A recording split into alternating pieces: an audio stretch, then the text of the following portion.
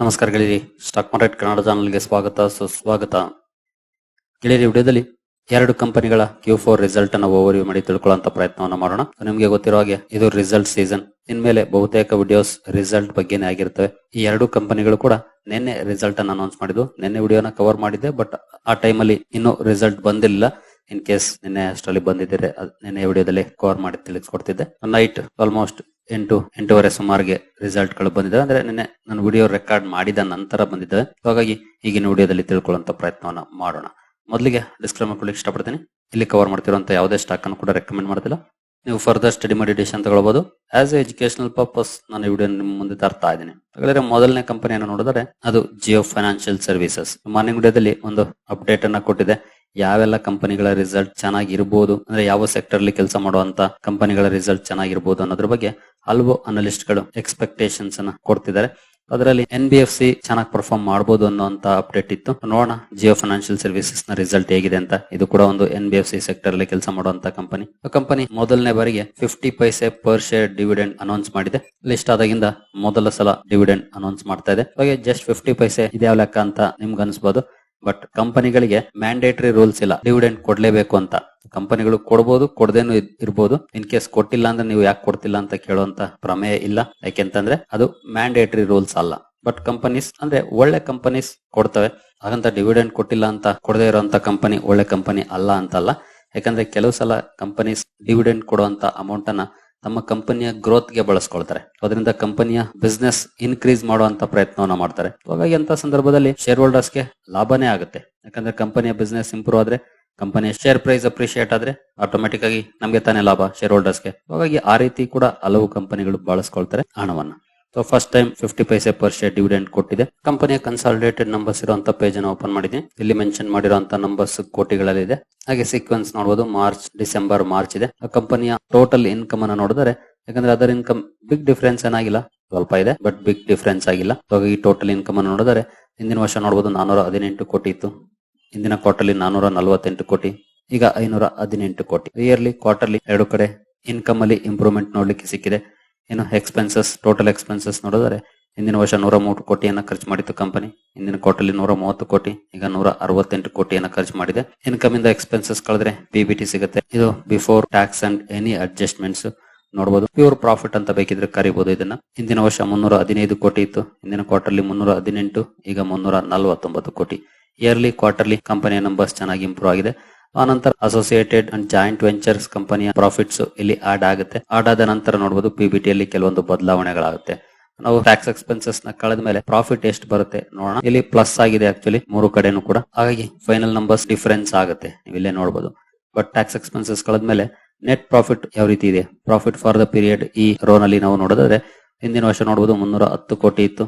ಇಂದಿನ ಕ್ವಾರ್ಟರ್ಲಿ 294 ಕೋಟಿ, ಈಗ 316 ಕೋಟಿ. ಇಯರ್ಲಿ ಇನ್ಕ್ರೀಸ್ ಆಗಿದೆ. ತುಂಬಾ ದೊಡ್ಡ ಮಟ್ಟದ ಇನ್ಕ್ರೀಸ್ ಅಲ್ಲದೆ ಇದ್ರೂ ಕೂಡ ಇಯರ್ಲಿ ಒಳ್ಳೆ ಇಂಪ್ರೂವ್ಮೆಂಟ್ ನೋಡ್ಲಿಕ್ಕೆ ಸಿಕ್ಕಿದೆ. ಕ್ವಾರ್ಟರ್ಲಿ ಕೂಡ ಇಂಪ್ರೂವ್ಮೆಂಟ್ ನೋಡ್ಲಿಕ್ಕೆ ಸಿಕ್ಕಿದೆ. 294ರಿಂದ 316 ಕೋಟಿಗೆ ಹೆಚ್ಚಾಗಿದೆ ಕಂಪನಿಯ ಪ್ರಾಫಿಟ್.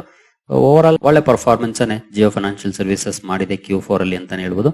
ಏನೋ ಇದನ್ನ EPS ಅಲ್ಲಿ ನೋಡಿದ್ರೆ ಸೇಮ್ ಪ್ರಪೋರ್ಷನೇಟ್ ಅಲ್ಲಿ ಅಡ್ಜಸ್ಟ್ ಆಗುತ್ತೆ ನೋಡಬಹುದು. 0.49 ಇತ್ತು ಹಿಂದಿನ ವರ್ಷ, ಇಂದಿನ ಕ್ವಾರ್ಟರ್ಲಿ 0.46, ಈಗ 0.5%. ಒಳ್ಳೆ ಪರ್ಫಾರ್ಮೆನ್ಸ್ ನೋಡ್ಲಿಕ್ಕೆ ಸಿಕ್ಕಿದೆ. ಬಿಗ್ ಡಿಫರೆನ್ಸ್ ಆಗ್ದಿಲ್ಲ ಅಂದ್ರೂ ಡೀಸೆಂಟ್ ಪರ್ಫಾರ್ಮೆನ್ಸ್ ಅನ್ನ ಕಂಪನಿ ಮಾಡಿದೆ Q4 ಅಲ್ಲಿ. ಇನ್ನು ಕಂಪನಿಯ ಪ್ರಾವಿಷನ್ಸ್ ವಿಚಾರಕ್ಕೆ ಬಂದ್ರೆ ನೋಡಬಹುದು, ಹಿಂದಿನ ವರ್ಷ 29.63 ಕೋಟಿ ಇತ್ತು, ಈಗ 36.13 ಕೋಟಿ ಇದೆ. ಇದು ಇಯರ್ಲಿ ಬಿಗ್ ಡಿಫರೆನ್ಸ್ ಏನಾಗಿಲ್ಲ ಅಂತಾನೆ ಹೇಳ್ಬೋದು ಇಲ್ಲೂ ಕೂಡ. ಇನ್ನು ನಿಮ್ಗೆಲ್ರಿಗೂ ಗೊತ್ತಿರೋ ಹಾಗೆ ಕಂಪನಿ ಲಿಸ್ಟ್ ಆದಾಗಿಂದ ಕೂಡ ಅಂತ ಒಳ್ಳೆ ಪರ್ಫಾರ್ಮೆನ್ಸ್ ಏನ್ ಬಂದಿಲ್ಲ. ತುಂಬಾ ಒಳ್ಳೆ ರ್ಯಾಲಿ ನೋಡ್ಲಿಕ್ಕೆ ಸಿಕ್ತು, ಬಟ್ ಆನಂತರ ಅಷ್ಟೇ ಒಳ್ಳೆ ಪ್ರಾಫಿಟ್ ಬಗ್ಗೆ ಕೂಡ ನೋಡ್ಲಿಕ್ಕೆ ಸಿಕ್ಕಿದೆ. ನಾವು ಹೈಯಿಂದ ಕ್ಯಾಲ್ಕುಲೇಟ್ ಮಾಡಿದ್ರೆ ನೋಡಬಹುದು ಈಗಲೂ ಕೂಡ 35% ಡೌನ್ ಅಲ್ಲೇ ಇದೆ ಸ್ಟಾಕ್. ಬಟ್ ರಿಲಯನ್ಸ್ ಗ್ರೂಪ್ ನ ಕಂಪನಿ, ಪೊಟೆನ್ಶಿಯಲ್ ಇರುವಂತಹ ಕಂಪನಿ, ಜೊತೆಗೆ ಸಾಕಷ್ಟು ಹೊಸ ಬಿಸ್ನೆಸ್ ಸೆಗ್ಮೆಂಟ್ಸ್ ಕೂಡ ಕಂಪನಿ ಕಾಲಿಡ್ತಾ ಇದೆ. ಆ ಎಲ್ಲ ಬಿಸ್ನೆಸ್ ಸೆಗ್ಮೆಂಟ್ಸ್ ಗಳ ಬಿಸ್ನೆಸ್ ಇನ್ನು ಶುರುವಾಗೇ ಇಲ್ಲ, ಈಗಿನ್ನು ಅಲ್ಲೆಲ್ಲೂ ಕೂಡ ಕಾಲಿಡ್ತಾ ಇದೆ. ಬಹುಶಃ ಮುಂದಿನ ದಿನಗಳಲ್ಲಿ ಎಲ್ಲ ಬಿಸ್ನೆಸ್ ಸ್ಟಾರ್ಟ್ ಆದ್ರೆ ಆಗ ಇನ್ನು ಒಳ್ಳೆ ಪರ್ಫಾರ್ಮೆನ್ಸ್ ನೋಡ್ಲಿಕ್ಕೆ ಸಿಗಬಹುದು. ಇನ್ನು ರೆವಿನ್ಯೂ ನೋಡಬಹುದು 18% ಇಯರ್ ಆನ್ ಇಯರ್ ಇನ್ಕ್ರೀಸ್ ಆಗಿದೆ. ಡಿವಿಡೆಂಡ್ ಬಗ್ಗೆ ಕೂಡ ನೋಡಿದ್ವಿ. ನೋಡೋಣ ಸೋಮವಾರ ಮಾರ್ಕೆಟ್ ಅಲ್ಲಿ ಯಾವ ರೀತಿ ರಿಯಾಕ್ಷನ್ ಬರುತ್ತೆ ಈ ರಿಸಲ್ಟ್ ಗೆ ಅಂತ. ಓವರ್ ಆಲ್ ಡಿಸೆಂಟ್ ಪರ್ಫಾರ್ಮೆನ್ಸ್ ಅನ್ನ ಕಂಪನಿ ಮಾಡಿದೆ. So far the best. Next Tata Elxsi ಕೂಡ ನಿನ್ನೆ ರಿಸಲ್ಟ್ ಅನ್ನು ಅನೌನ್ಸ್ ಮಾಡಿದೆ.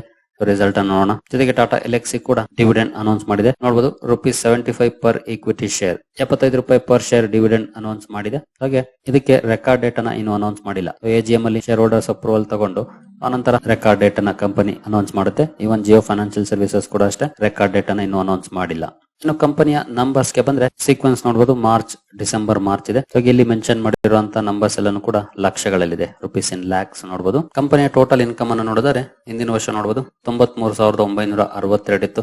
ಹಿಂದಿನ ಕ್ವಾರ್ಟರ್ಲಿ 97,902, ಈಗ 95,140. ಇಯರ್ಲಿ ಇಂಪ್ರೂವ್ಮೆಂಟ್ ನೋಡ್ಲಿಕ್ಕೆ ಸಿಕ್ಕಿದೆ ಕಂಪನಿಯ ರೆವಿನ್ಯೂ ನಲ್ಲಿ. ಬಟ್ ಕ್ವಾರ್ಟರ್ಲಿ ಸ್ವಲ್ಪ ಡೌನ್ ಫಾಲ್ ಇದೆ, 97,902ರಿಂದ 95,140ಕ್ಕೆ ಇಳಿದಿದೆ. ಡೌನ್ ಫಾಲ್ ನೋಡ್ಲಿಕ್ಕೆ ಸಿಕ್ಕಿದೆ ಕ್ವಾರ್ಟರ್ಲಿ ಪರ್ಫಾರ್ಮೆನ್ಸ್ ಅಲ್ಲಿ ನೋಡಬಹುದು. ಇನ್ನು ಎಕ್ಸ್ಪೆನ್ಸಸ್ ಹಿಂದಿನ ವರ್ಷ 67,721 ಇತ್ತು.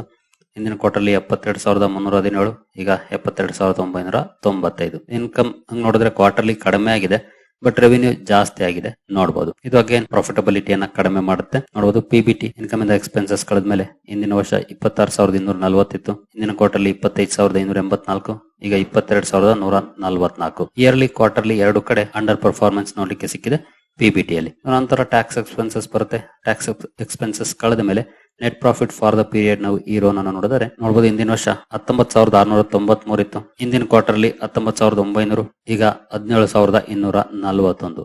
ಇಯರ್ಲಿ ಡೌನ್ ಇದೆ, ಹಾಗೆ ಕ್ವಾರ್ಟರ್ಲಿ ಕೂಡ ಡೌನ್ ಪರ್ಫಾರ್ಮೆನ್ಸ್ ನೋಡ್ಲಿಕ್ಕೆ ಸಿಕ್ಕಿದೆ ಕಂಪನಿಯ ನೆಟ್ ಪ್ರಾಫಿಟ್ ಅಲ್ಲಿ.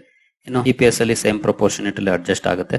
31.62 ಇಂದ ನೋಡಬಹುದು 31.95, ಈಗ 27.68. ಕ್ವಾರ್ಟರ್ಲಿ ಇಯರ್ಲಿ ಡೌನ್ ಫಾಲ್ ನೋಡ್ಲಿಕ್ಕೆ ಸಿಕ್ಕಿದೆ. ಇನ್ನು ಸೆಗ್ಮೆಂಟ್ ವೈಸ್ ರೆವೆನ್ಯೂ ನಾವು ಒಂದ್ಸಲ ಅಬ್ಸರ್ವ್ ಮಾಡೋದಾದ್ರೆ ಸೆಗ್ಮೆಂಟ್ ವೈಸ್ ಯಾವೆಲ್ಲ ಸೆಗ್ಮೆಂಟ್ಸ್ ಚೆನ್ನಾಗಿ ಪರ್ಫಾರ್ಮ್ ಮಾಡಿದೆ, ಎಲ್ಲಿ ಡೌನ್ ಫಾಲ್ ಇದೆ ಅಂತ. ಸಾಫ್ಟ್ವೇರ್ ಡೆವಲಪ್ಮೆಂಟ್ ಅಂಡ್ ಸರ್ವಿಸಸ್ ನೋಡಬಹುದು, ಇಲ್ಲಿ ಕ್ವಾರ್ಟರ್ಲಿ ಅಲ್ಲಿ ಎರಡು ಕಡೆ ಡೌನ್ ಪರ್ಫಾರ್ಮೆನ್ಸ್ ಇದೆ. ಹಾಗೆ system integration and support services ಇಲ್ಲಿ ಇಂಪ್ರೂವ್ಮೆಂಟ್ ನೋಡ್ಲಿಕ್ಕೆ ಸಿಕ್ಕಿದೆ. ಕ್ವಾರ್ಟರ್ಲಿ ಅಲ್ಲಿ ಎರಡು ಕಡೆ ಇಂಪ್ರೂವ್ ಆಗಿದೆ, ಬಟ್ ಕಂಪನಿಯ ಕೋರ್ ಇನ್ಕಮ್ ಬಂದು ಸಾಫ್ಟ್ವೇರ್ ಡೆವಲಪ್ಮೆಂಟ್ ಅಂಡ್ ಸರ್ವಿಸಸ್ ಇಂದಾನೆ ಬರುತ್ತೆ.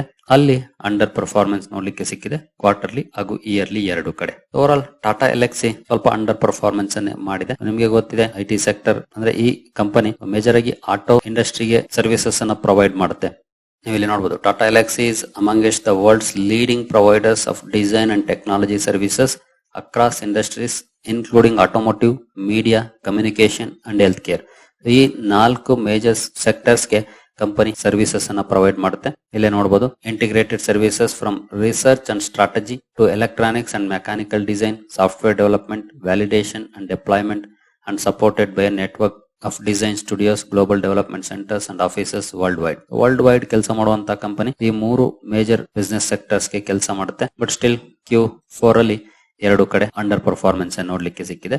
Quarterly and yearly revenue wise yearly better performance ಅನ್ನೇ ಮಾಡಿದೆ, ಬಟ್ ಖರ್ಚುಗಳು ಜಾಸ್ತಿ ಆಗಿರೋದ್ರಿಂದ ಪ್ರಾಫಿಟಬಿಲಿಟಿ ಅಲ್ಲೂ ಕೂಡ ಡೌನ್ ಆಗಿದೆ. ಮುಂದುವರೆದು ಪರ್ಫಾರ್ಮೆನ್ಸ್ ಅನ್ನ ನೋಡಿದ್ರೆ ನೋಡಬಹುದು Tata ಎಲ್ಎಕ್ಸಿ Q4 PAT falls 12% year on year to ₹172 crore amid strain in automotive biz, declares ₹75 per share final dividend. ಈಗ ಕಂಪನಿಯ ಮ್ಯಾನೇಜ್ಮೆಂಟ್ ಏನ್ ಹೇಳಿದೆ ಅಂತ ನೋಡಿದರೆ Manoj Raghavan CEO and Managing Director said Tata Elxsi ended FY25 with a revenue of ₹3,729 crore and PBT margin of 26.3%. Our automotive business witnessed challenges in the quarter as some OEMs and suppliers passed new program starts in the face of geopolitical, business and market uncertainties. Again uncertainties ಬರ್ತಾ ಇದೆ, especially ಇತ್ತೀಚಿನ ಜಿಯೋಪೊಲಿಟಿಕಲ್ tensions, business and market ಅನ್ಸರ್ಟೈನಿಟೀಸ್ ನ ಕಾರಣಕ್ಕೆ ಹಲವಾರು OEMs ಅಂದ್ರೆ original equipment manufacturers and suppliers ಸದ್ಯದ ಮಟ್ಟಿಗೆ new programmes ಅನ್ನ ಪಾಸ್ ಮಾಡಿದ್ದಾರೆ, ಸ್ಟಾಪ್ ಮಾಡಿದ್ದಾರೆ. ಅದು ಕಂಪನಿಯ ರೆವೆನ್ಯೂ ಮೇಲೆ, ಪ್ರಾಫಿಟಬಿಲಿಟಿ ಮೇಲೆ ಇಂಪ್ಯಾಕ್ಟ್ ಅನ್ನ ಮಾಡಿದೆ ಅನ್ನುವಂತ ಮಾತನ್ನ ಕಂಪನಿಯ CEO ಹಾಗೂ MD ಮನೋಜ್ ರಾಘವನ್ ಅವರು ಹೇಳಿದ್ದಾರೆ. ನೋಡಬಹುದು ಹಾಗೆ ನೋಡಬಹುದು important point, we also saw delays in ramp ups planned for ongoing deals own in the previous quarters. ಹಿಂದಿನ ಕ್ವಾರ್ಟರ್ ಲೇನು ಡೀಲ್ಸ್ ಕಂಪನಿಗೆ ಸಿಕ್ಕಿತ್ತು, ಅಲ್ಲೂ ಕೂಡ ಡಿಲೇಸ್ ಕಂಡು ಬರ್ತಾ ಇದೆ. ಜೊತೆಗೆ ನೋಡಬಹುದು that we expect to resume starting Q1 FY26. Q1 ನಲ್ಲಿ ಅಲ್ಲಿ ರೀಸ್ಟಾರ್ಟ್ ಆಗ್ಬಹುದು ಅನ್ನುವಂತ ಮಾತನ್ನ ಇವರು ಹೇಳ್ತಿದ್ದಾರೆ. ಒಟ್ನಲ್ಲಿ ಅಲ್ಲೂ ಕೂಡ ಅನ್ಸರ್ಟನಿಟಿನೇ ನೋಡ್ಲಿಕ್ಕೆ ಸಿಗ್ತಾ ಇದೆ. ನೋಡೋಣ, ಇದು ಕೂಡ ರಿಸಲ್ಟ್ ನಿನ್ನೆ ಮಾರ್ಕೆಟ್ ಕ್ಲೋಸ್ ಆದ್ಮೇಲೆ ಬಂದಿರೋದು, ಹಾಗಾಗಿ ರಿಯಾಕ್ಷನ್ ನಮಗೆ ಸೋಮವಾರದ ಮಾರ್ಕೆಟ್ ಅಲ್ಲಿ ನೋಡ್ಲಿಕ್ಕೆ ಸಿಗುತ್ತೆ. ಎರಡು ಶೇರ್ಗಳನ್ನ ಸೋಮವಾರ ಅಬ್ಸರ್ವ್ ಮಾಡಬಹುದು, ರಿಸಲ್ಟ್ ಗೆ ಯಾವ ರೀತಿ ರಿಯಾಕ್ಷನ್ ಬರುತ್ತೆ ಮಾರ್ಕೆಟ್ ಅಲ್ಲಿ ಅಂತ. ಸರಿ ಗೆಳೆಯರೆ, ಈ ವಿಡಿಯೋ ನಿಮಗೆ ಇಷ್ಟ ಆಗಿದೆ ಅನ್ಕೊಳ್ತೀನಿ. ಮುಂದಿನ ವಿಡಿಯೋದಲ್ಲಿ ಸಿಗೋಣ. ಅಲ್ಲಿವರೆಗೂ ಜೈ ಹಿಂದ್, ಜೈ ಕರ್ನಾಟಕ.